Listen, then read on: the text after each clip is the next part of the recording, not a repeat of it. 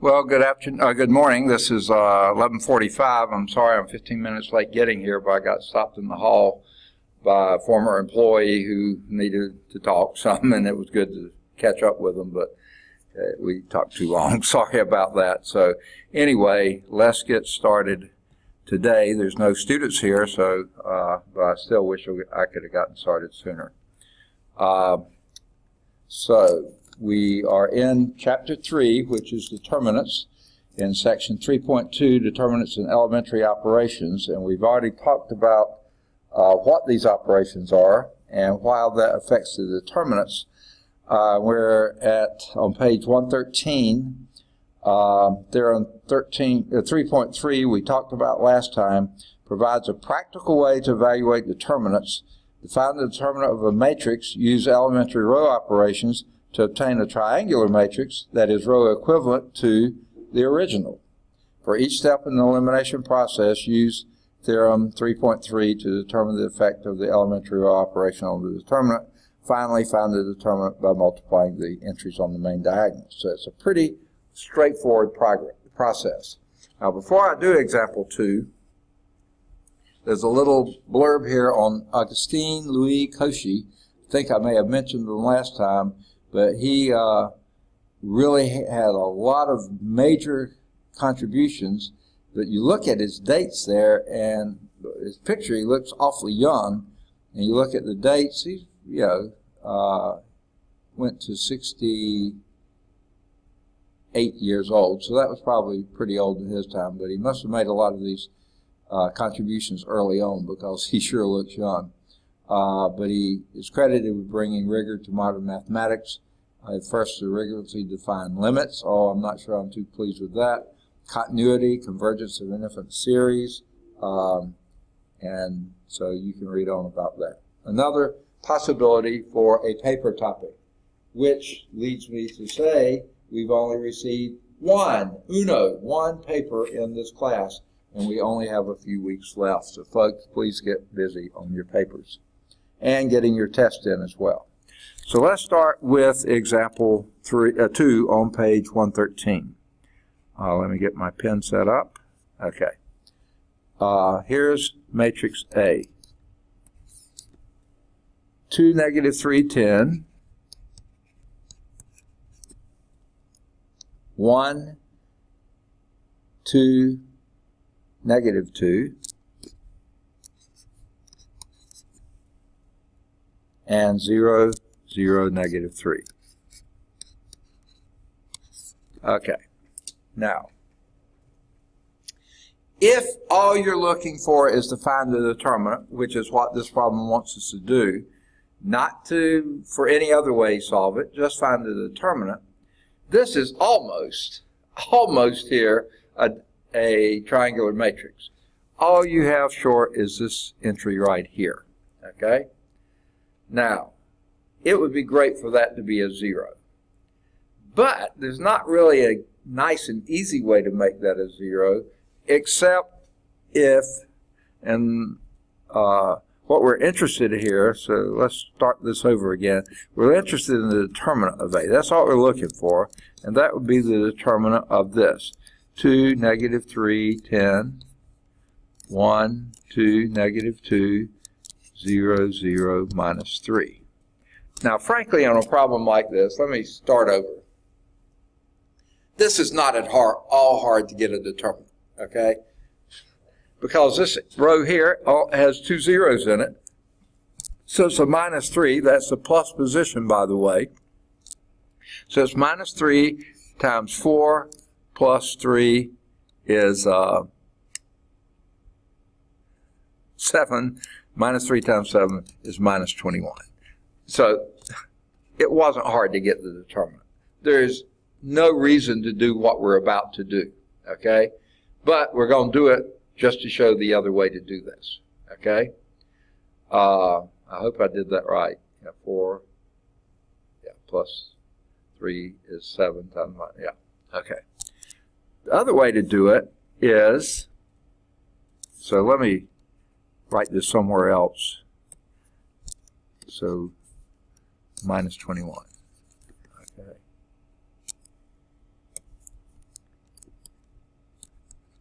Okay, just for future reference. So, what we want to do is to make it a triangular matrix. And to get the 2 to make the 1 a 0, that's going to be a little tougher because you do 1/2 of this, that introduces a bunch of fractions. That's really a pain. So let's do first, exchange the first and second rows. 1, 2, -2, 2, -3, 10. And 0, 0, -3. We're not at all concerned that that -3 is down there and not a 1. That's not what we're interested in. We're just trying to get it into a triangular matrix. Okay, but by exchanging 2 rows, that negates the determinant. So put the minus sign there. Go up to theorem 3.3. The very first thing I put there, when B is obtained from A by interchanging 2 rows of A, the determinant of B is minus the determinant of A. Okay?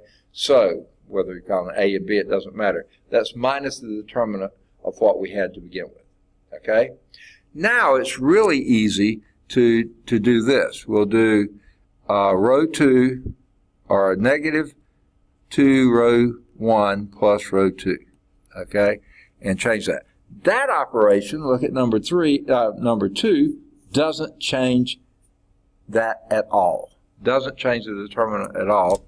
So what this gives us is the determinant of, we're going to leave the top row alone, 1, minus the determinant of, because that minus sign comes down. 1, 2, minus 2, and that would be a 0. That would be a -4 minus 3 is -7, and +4 plus 10 is 6. And then you have a 0, 0, -3. Now you've got an upper triangular matrix. Okay? So all you have to do is multiply the diagonal elements. 21, minus sign in front, -21. So, frankly, to me, this one was so simple. The first way we did it, that's how you ought to do it. Okay? Because all you do is do this entry times the determinant of what's in there. And that's a piece of cake. Okay? This way you had to exchange 2 rows and row reduce 1 row. But you don't try to get it in row echelon form with 1s as the leading non-zero entry. You just get it as a triangular matrix. And sure enough, that's what we've got. All right. That was example 3.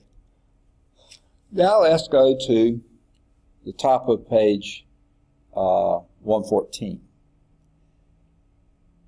Now, I've already been telling you this, and I probably shouldn't have, but it says, although theorem 3.3 stated in terms of elementary row operations, the theorem remains valid when the word column replaces the word row. Now remember, you can't do this to a matrix and have it be an equivalent matrix. But if all you're interested in is getting the determinant, yeah, you can do this. You can do elementary column operations just like you did elementary row operations. And then we say these 2 matrices are column equivalent and the determinants are the same. It really doesn't matter. Okay? So let's clean the sheet here and do, it's not quite an example, but it's like an example. Here's a matrix. Well, we're doing a determinant of the matrix. We're not trying to keep the matrix intact, just a determinant. 2, 1, -3. 4, 0, 1. And 0, 0, 2. Now, again, I do not know why they even want to mess with this. Except just to show that you can do it, because you can look at this and because you can either use the second column or the third row and solve this, and it's really a piece of cake to do. I just sort of like using this one, this entry here, wipe out that row and column, take the determinant of that, which is really easy, -4, 2 times -4 is -8. So this is -8. You can see that just by a couple of simple operation. That's all. Okay? You could have done the second column, like I said. It's just you got a little more thinking to do. This is a negative position. Remember, plus minus, that's a negative position. This sign here was a positive position, so we just use its sign as it was, which is positive. This is negative. Make it -1, and then do 8 plus 0. So that's -8. So both ways give you a -8. But what they want you to do, just as illustrative purposes, to show you you can do this, is make this a triangular matrix. Okay? And here's how you do that. If you exchange column 1 with column 2, then you make it triangular. Just that one simple little operation. Column 1 and column 2 reverse themselves. Okay? But just like exchanging 2 rows, exchanging 2 columns negates the determinants. It's minus the determinant of 1. I'm going to do it down now. 0, 0, 2, 4, 0, -3, 1, 2. Okay, now you've got an upper triangular matrix. You just do the determinant. That's, you multiply the diagonal together, you get 8 with a minus sign in front, -8. So, I mean, which is easier? I thought the first way was easier, but oh my goodness, amazing. He's here. Okay. Terrell is here. Good. So glad you are. I get tired of talking to myself. Right. Although I'm not very interested in company. Okay. Oh, you weren't supposed to what? All right. Now we see what you really think. Nah, man, you wrong. Okay. Always first, never last. I was late getting here because I ran into a former colleague in the hall, and he wanted to talk. He didn't ask me if I had a class coming up, but I don't get to see him much. So we chatted for a while, and so I was about 15 minutes late getting here myself, so sorry about that. But since you're here, let me make announcements, because I was held doing that because I don't like making announcements to nobody. I want somebody here to hear them. And here's what we've got. You're on the Birmingham campus every now and then, right? Not this semester. Not this semester. Yeah, okay.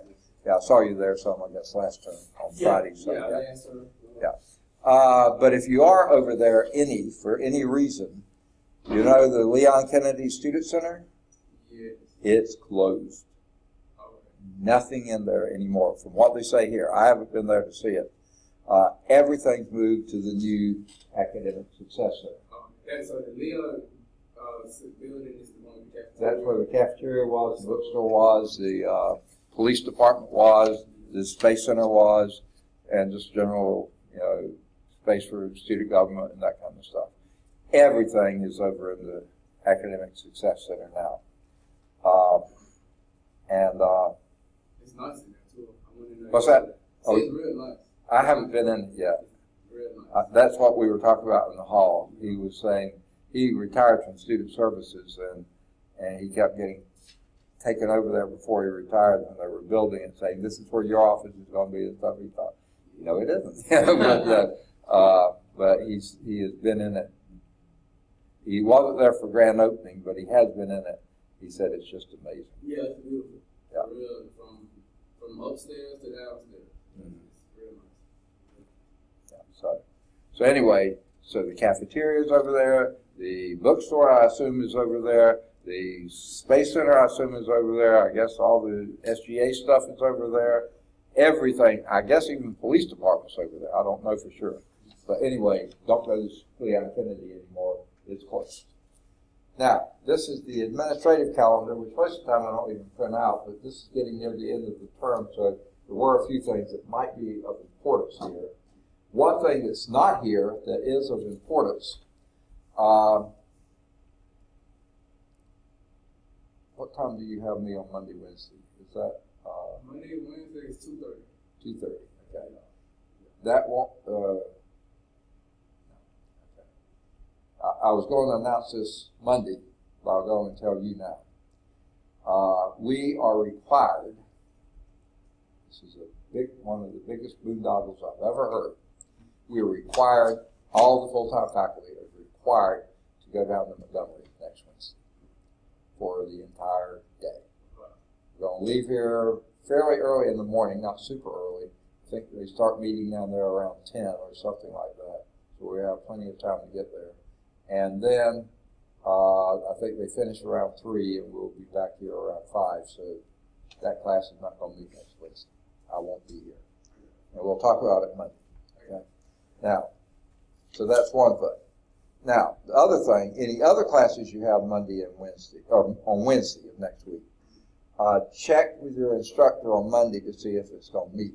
If it's a full-time instructor, there's a chance it might still meet, especially that full-time instructor has a mini-term course, and they've argued the way out of going to Montgomery.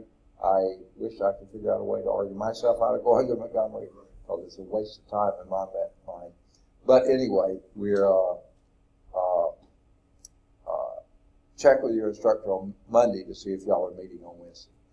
If you have an adjunct instructor, those classes should meet. Okay, it's only full-time instructors that are required to be there. Okay, so that's next Wednesday. Next Thursday, 1 week from today, we have honors and awards over on the Birmingham West Campus, and that's at the Arthur Shores building, which is the gymnasium and that building. That starts at 10, and I don't believe it will be through much before 12. This class starts, this is Thursday, class starts at 11:30 and goes to 12:45. So I will be here hopefully before the end of the class, but probably not very long before the end of the class. So if you want to be here sometime 12:30 or before,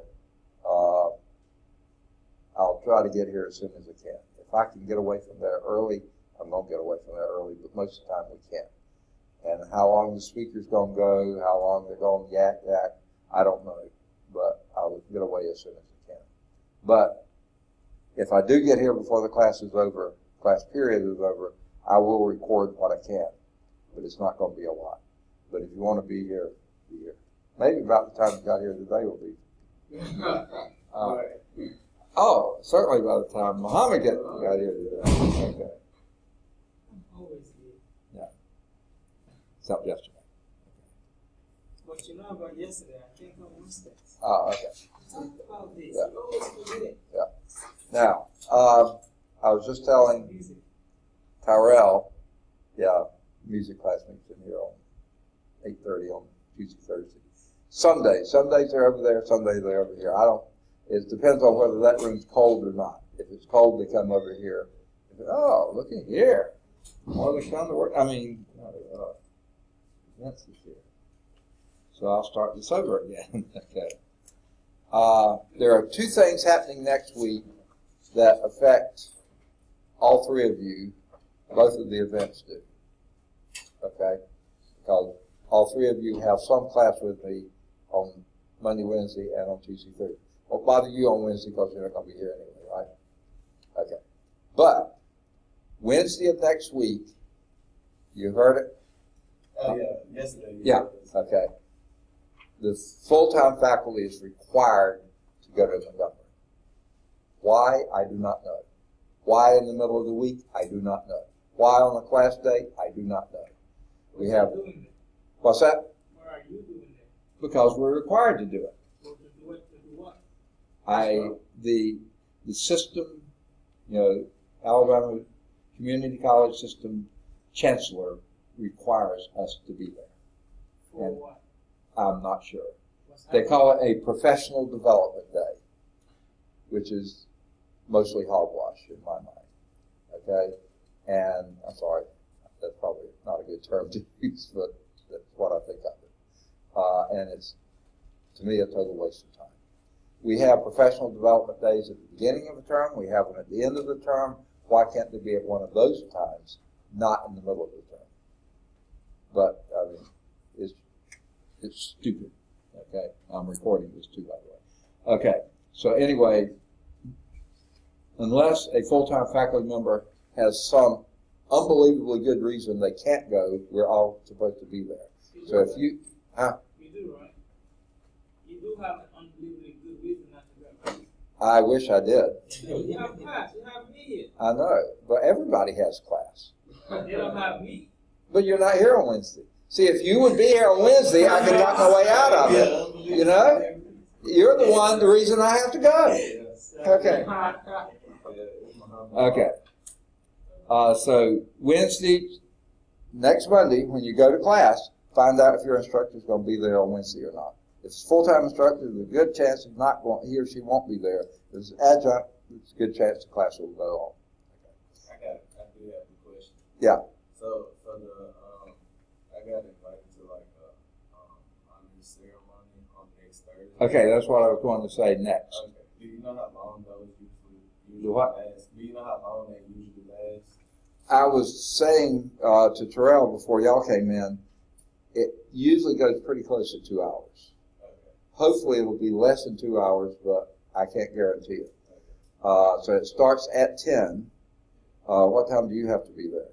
I'm not sure. I just saw the email this morning. Right. So I haven't. I think I'm supposed to be there a half hour beforehand, though there's no reason for that, but we're supposed to be there. So I'm going to have to leave this campus about around 9. So I'll only have about 30 minutes in my first class, 0 time in my second class, and in this class, it depends on when it gets over with, I'll get back here as soon as I can. Now that's next Thursday. Tuesday we'll meet as normal, but on Thursday, I'll get back as soon as I can. So if you want to be here, So we might not. yeah, but I'll just record as much as I can to finish it. Will you send out an email if you're not going to make it on time? What's that? Will you send out an email if you're not going to make it on time? Say that one more Will time. you send out an email to let us know that you're not coming on Thursday if you get held up over there? Okay. If I'm over there, I'm not going to have much way to send the email. Huh? Yeah, but I'm not supposed to be doing that during honors and awards ceremony. Okay. Yeah. Yeah. So if it's problematic for you to come Thursday, it's not worth your effort. If you can be here anyway, if you're going to be here anyway, come on by late. I'll be here as soon as I can. If I don't get here by, I sure hope I'm here before 12:45. That's when class is over. They should be through with it well before then. Yeah, I've been to 2 of them, man. They last about 2 hours. So About 2, yeah. If you leave at 12, you still get about 12:15. Or 12:30, yeah, something like that, depending on traffic or trains or things like that. That wouldn't even be worth it. What's that? I said that wouldn't even be worth the hassle. Like if you were coming just Yeah, just for this class, I doubt if it would be. But if you're going to be here anyway, I'll try to be here. I'll record, 15 minutes, 30 minutes, whatever I do, I'll record it. That'll be all for that day. So, now, do you want to try to make it up somehow? What you mean by making it up? Like on a Friday or Monday or Wednesday morning or Monday afternoon? Huh? Sunday is the best time. Sunday? Yes. Okay. Well, knock yourself You out. like that ain't the best time for me. That's my only off day. So I work Friday morning. Yeah. Okay. Well, Monday or Wednesday mornings at 8 or 8:30 would be okay with me, or Monday afternoon after 3:45 would be okay. Sunday. Do you have another old recording? Like how you Yeah. If you do that, that'll be fine. Okay. Yeah. So on Tuesday, at the end of class, I'll show you where to pick up in the old recording, where it is, and then do that, and then we'll pick up the next Tuesday where that left off. Okay. All right. Or if I come in that day. Okay. So we'll do it that way. So those are those 2 things, and then the next thing is the NCAS, NASA Community College Aerospace Scholars Program. I told you all about it before. I've got website information here. There's posters out there. Look into it. It is a great program. Okay. They don't pay enough for Muhammad, but it's a great program. Okay. All right. Now, where we were before y'all came in, I started class already. We finished on page 113, and we're on page 114. And we had just done the determinants of elementary column operations at the very top of the page. So I've done that one. The one just below this is just above example 3, just below this example. It's not really an example here, but here we have another matrix. Now, again, to do these column operations, you can't do other matrix operations exchanging columns. That's just not allowed. But for determinants, it is allowed. So if that's all you're interested in determinants, it's okay to do this. So here's the new one, a different one. This is 2, 3, -5, and 4, 1, 0, and -2, 4, -3. Okay, all you're interested in is the determinant of this. This would be a little more difficult to do. Of course, you can always knock out this, repeat the first 2 columns here, and do your diagonals. That's pretty easy. 3 by 3s are pretty easy to do.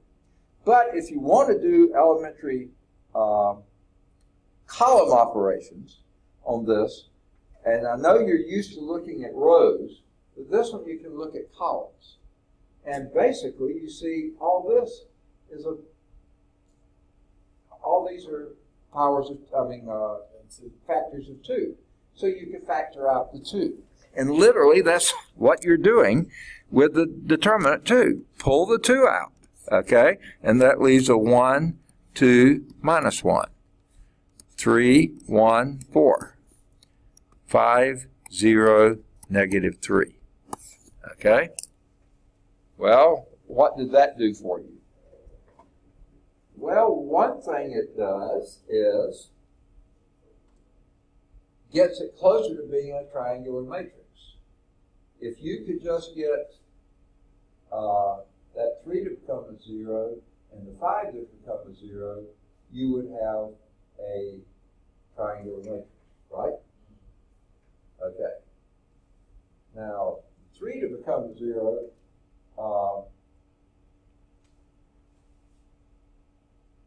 actually what I was going to suggest won't do you any good. Sorry.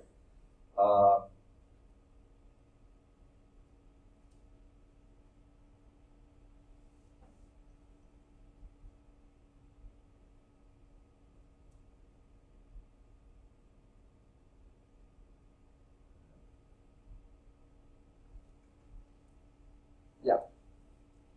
If you do this, use this column to get that to become a 0, and get that. No. If you use this column to get that to become a 0, you lose the 0 there. And that's sort of what we were wanting to hang on to. So that's not going to work as well as what I was going to suggest. So what else could you do? Well, you can use this row to get these 2 to become 0s, and this one maybe to get that to become 0. So you may have to lose that 0. Looks like it might. So I guess looks the easiest thing to do would be to use this row to get that to be a 0, and use this row to get that to be a 0, and then whatever you have left here, get that to be, see if you can lose the 4. So let's see what happens. Is that how they, actually, they don't carry it the next step. I don't know why, but I guess they were just illustrating this is how you factor out, okay? You don't do that with a regular matrix, but you can do it with determinants, okay? So let's do example 3. So before I try to do something they're not even doing in the book, let's go on to example 3, okay? Find the determinant of this. Here's A. I'm not even going to write it as a matrix. I'm going to just do the determinant, okay, just to save room. 1, or that's a -1, 2, 2, 3, -6, 4, and 5, negative 10, negative 3. Now, if you were trying to do brute force, okay, of course, you can just expand those, repeat the first two columns and do it by your diagonals. You're going to have some pretty hefty numbers in there, right? So that is going to be a bunch of calculations. Let's see if there's anything we can do better, okay? Now, again, use all the tools. We're used to thinking just in terms of row operations. Think in terms of columns as well. Looking at this row-wise, there's not much you can do to make it much simpler yet. You can eliminate these two, but that's still going to give you a problem here. But look at this column. Those are all divisible by 2. Let's pull a 2 out of that and see what that gives us. Okay? And I think, in fact, time out there, looky here.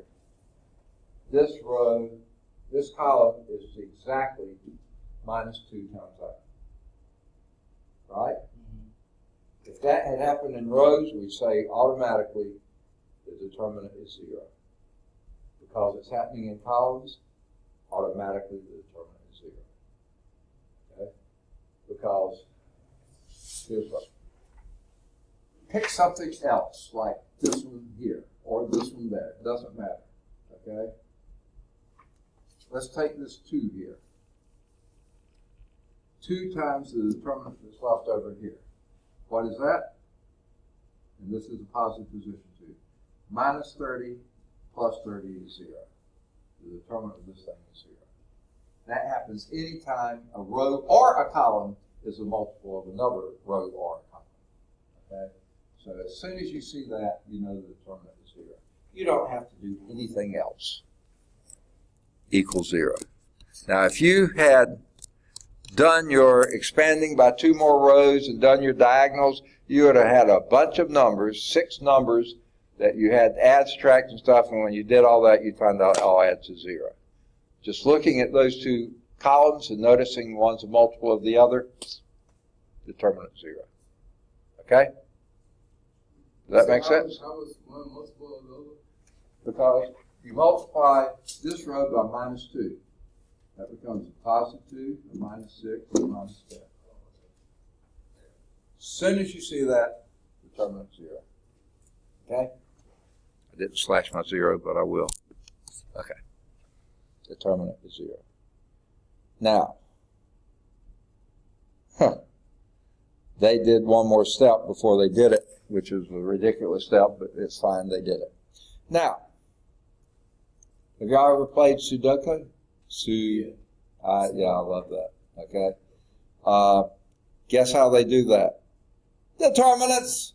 Okay. And not necessarily determinants, but it's a matrix. So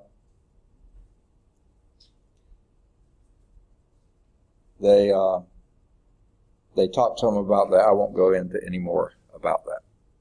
Okay. I love the game. Okay. Let's go to matrices and 0 determinants. We're going to expand our understanding of some stuff here. Okay? Example 3, which we just did, showed that when 2 columns of a matrix are scalar multiples of each other, the determinant of the matrix is 0. This is one of the 3 conditions that yield a determinant of 0. So let's list the other 2. So I'll just put it here, theorem 3.4. If A of the square matrix, gotta be, otherwise you can't take the determinant anyway, and any one of the following is true, then the determinant is 0. And any of the following is true, that means the determinant of A is 0. Okay? So let's see what those are. Number 1, pretty obvious one. An entire row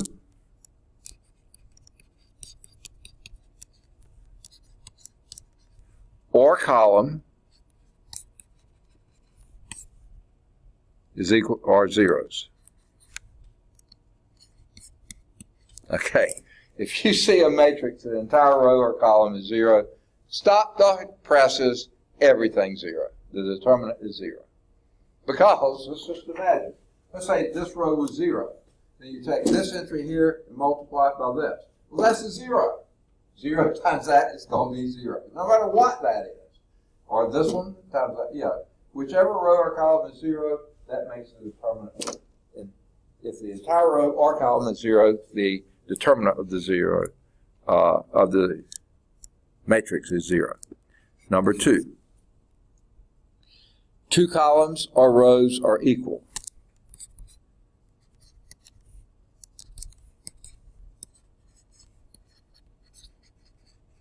Okay?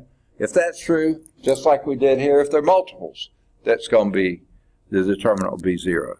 And then the third one is this one. One row or column is a multiple of another row or column.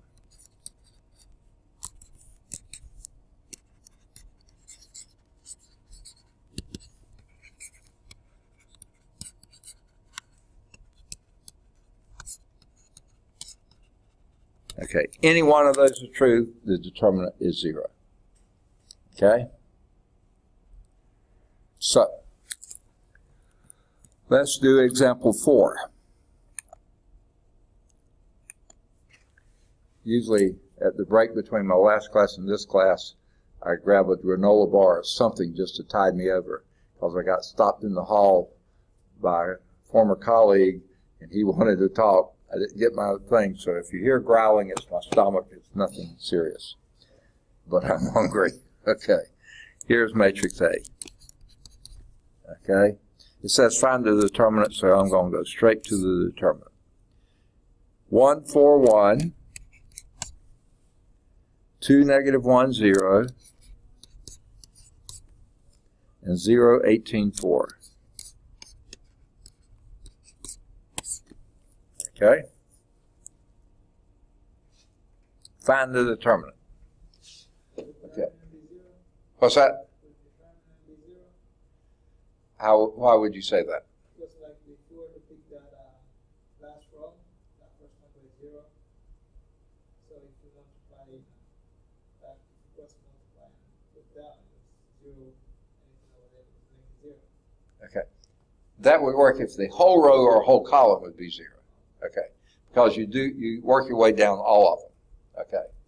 Now, but let's see what we can tell here. Actually, there's no rows or columns that are multiples of each other or anything else. So, who knows? Now, this isn't going to lend itself, well, it might. Yeah. If we were to exchange these 2 rows, oh no, that's not the right way. No, neither way is right.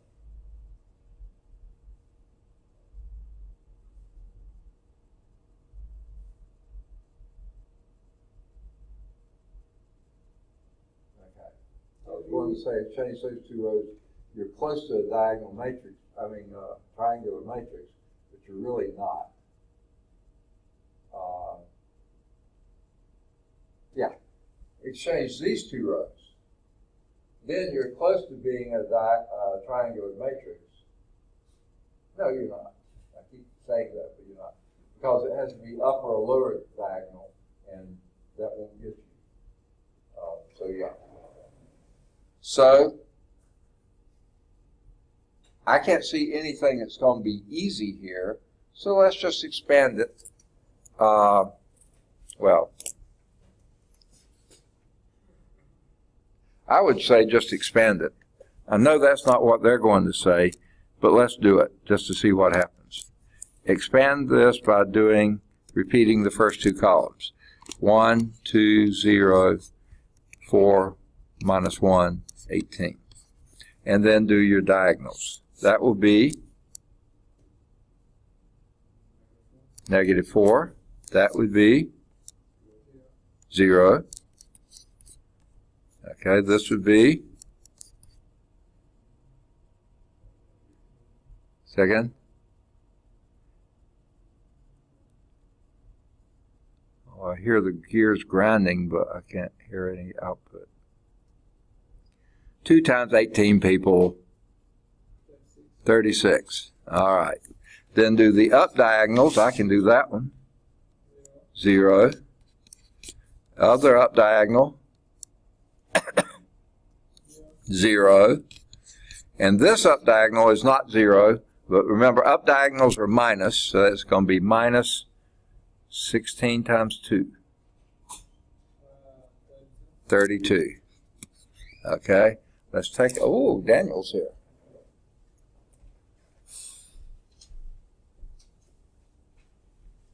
All right.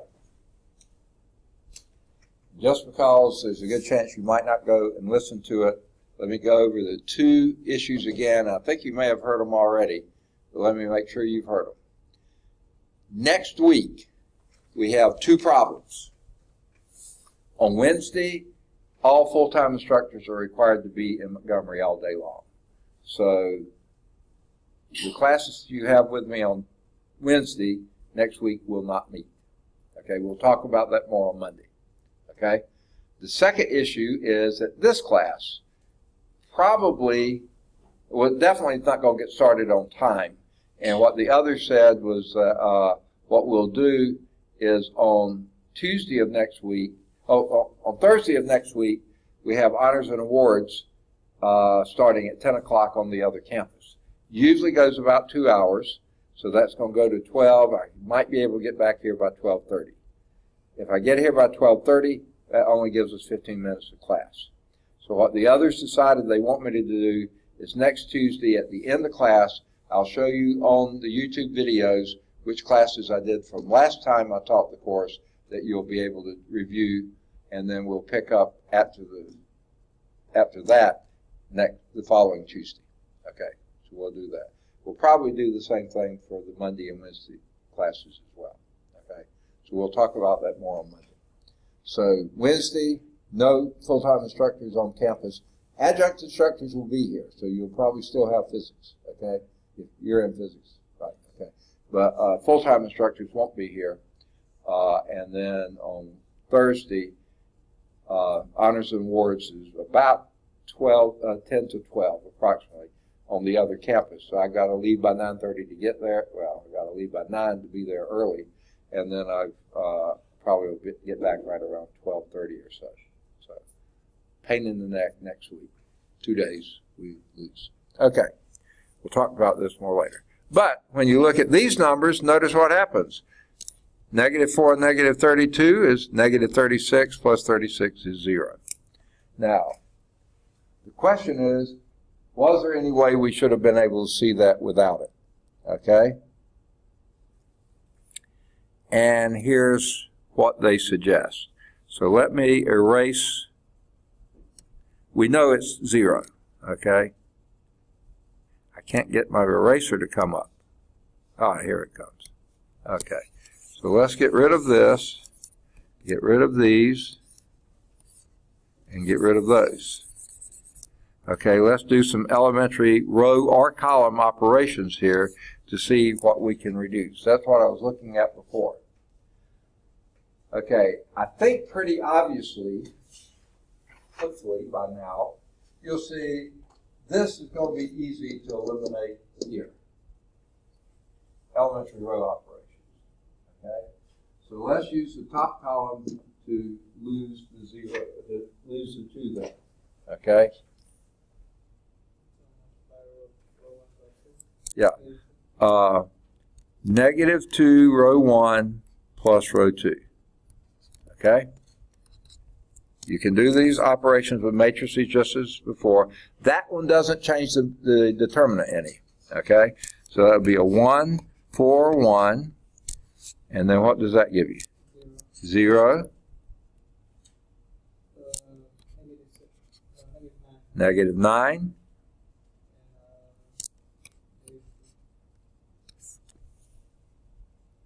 -2? Okay, good. All right. Now, since that's done, now it does look much better because it's going to be easy to eliminate the 18. Because using the second row, don't make it a 1, just choose the 9, -9. And what you get? to eliminate the 18? 2 times row 2 plus row 3. Okay? So this becomes, and these operations do not change your determinant. That operation does not alter your determinant. So you have 1, 4, 1, 0, minus 9, negative 2, and, oh, and by the way, oh yeah, okay. And then we have a 0, 0, 0. Ha! As soon as you see a row or column of zeros, the determinant is 0. Okay, good. I said it earlier. My Yeah. justification wasn't right, but Yeah. my answer was. Yes. Made up. Okay, never mind. All right. All right. Now, in that example 4, you could have obtained a matrix with a row of all zeros by performing additional elementary row operation. Okay. Oh, wait. Actually, we did this, what they're saying. If we had looked at this carefully, we would have seen this row is exactly minus 2 times the previous row. So that right there told you the determinant was 0. Okay? So we didn't have to do that next step. Okay? As soon as you saw that one row or column was a multiple of another, determinant is 0. Okay. We did one more step than we needed to. Okay. Now, you have now surveyed 2 general methods for evaluating determinants. Of these, using elementary row operation to reduce a matrix to triangular form is usually faster than cofactor expansion along a row or column. If the matrix is large, like bigger than 3 by 3, then the number of arithmetic operations needed for cofactor expansion can become incredibly, enormously large. For this reason, most computer and calculator algorithms use a method for involving elementary row operations. In this table, I'm not going to write it down, but I'll put it up here for y'all to see. People at home can't see it, but it's on page 118 in your text, 116 in your text. If you have a 3 by 3 matrix, if you do cofactor expansion, it's usually 5 additions, typically, a complicated one, 5 additions and 9 multiplications. If you do row reduction, it's 5 additions and 10 multiplications. So 3 by 3s are usually easier to do by expansion, just cofactor expansion. But if you get up to a 5 by 5, that's 119 additions and 205 multiplications, whereas row reduction gets you 30 additions and 45 multiplications. Just increasing 2 by 2 row reduction strips it to the core. Go up to 10, 3 million, 3.6 million plus additions, 6.2 million plus multiplications, whereas row operations for row reduction, 285 and 339. That seems like a lot, but that's way less than millions and millions and millions. Okay, so by all means, do row reduction for big matrices. Okay, if you're finding determinants, that's the big if here. If that's what you're looking for. So let's do example 5. I think I'll erase all this. Any questions before I erase it? Okay. We want the determinant of A. Now, I forgot to bring my watch in, so y'all let me know when we're getting close. It's going to be minus 3, 5, 2, 2, negative 4, negative 1, and 3, negative 3, 0, 6. Okay. First thing always to do is look to see if there's any multiples here. Okay, rows and columns. Okay, 3 and 5 not going to be 2 and 3. Okay, not that way. Going this way, let's see. No. Rows are columns, they look okay. Always do that just to keep it easy. Okay, next. See if there's an elementary row or column operation that is going to make things better. Okay? And frankly, it looks like using this column, you can eliminate and make a 0 here. So I would do that first and then see what you get next. Or wait a minute.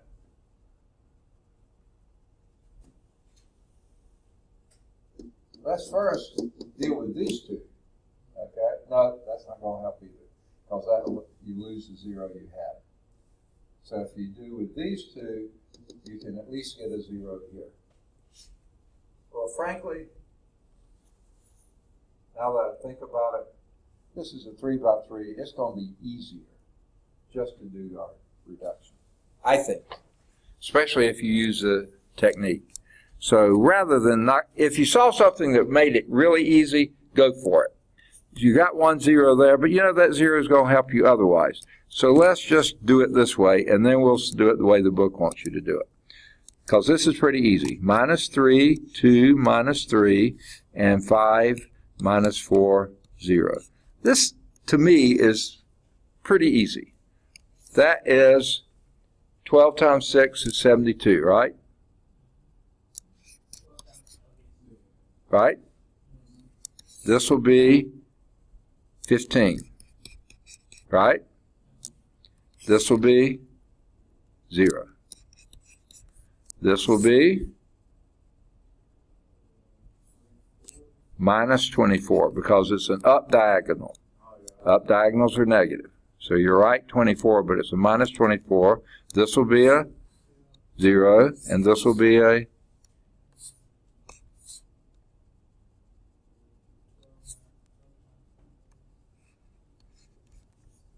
-60. 2 times 5 is 10, times 6 is 60, right? But it's minus because it's up diagonal. Okay, what do we have here? These two add to 87 minus 84 equal 3. That was pretty easy in my mind. Okay? Yeah, you got some pretty big numbers there, but they're still easy to deal with. Okay? Now, let's see what the book's suggestion was.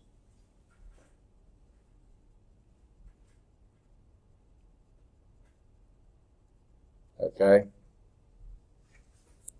So I'm going to erase what we just did. I'm going to write down that the determinant is 3. So let me do that. Okay. Then I'm going to erase what we did and see if their technique was any better.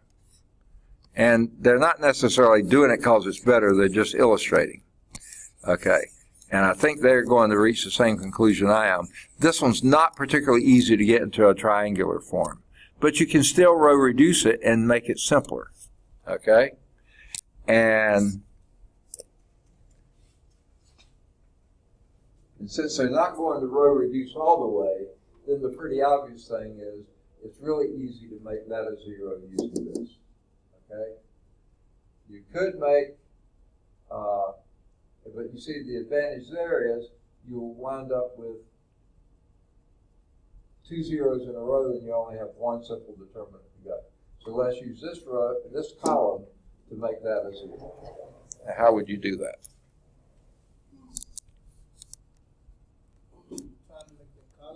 Yeah, to make that entry a 0.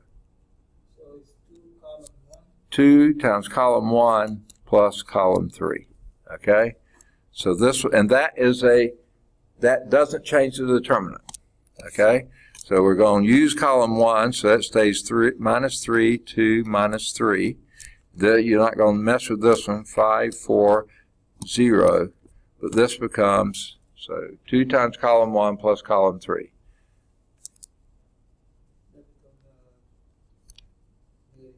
-4.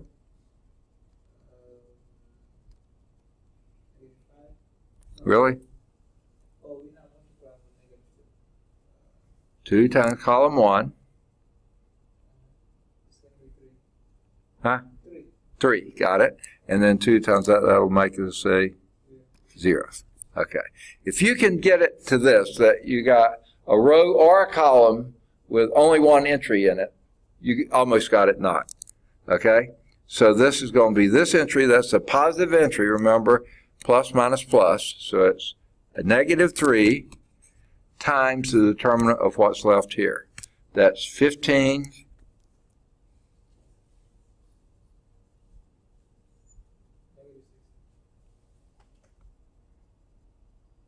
Have I done something wrong here?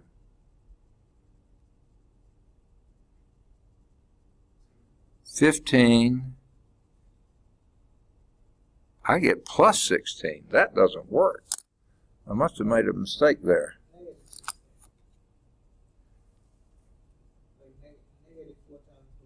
Okay, let me make sure I copied it right. Okay. 2 times this be -6 plus 2 is -4. Ah! I left off the minus there. Sorry. That, I don't know how I did that, but I did it. Okay.